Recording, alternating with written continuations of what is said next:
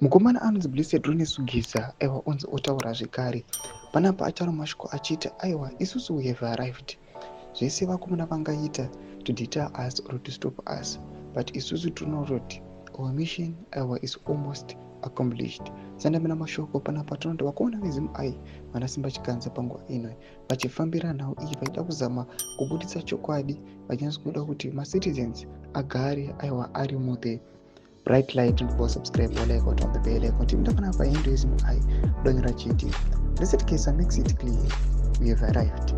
Usatambe ni simba de vanhu. Don't play with the power of the people.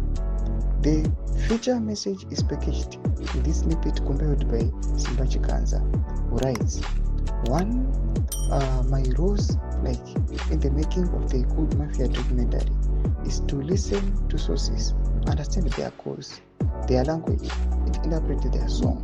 This is how the Geza story is quickly told. Thomas Kwarubuda panapa chitaura nokumana vanasimba chikanza panapa tiri kuona kuti vataura mashoko achiti aiwa the war veteran Blessed Rune Sugeza ataura mashoko achiti we have arrived.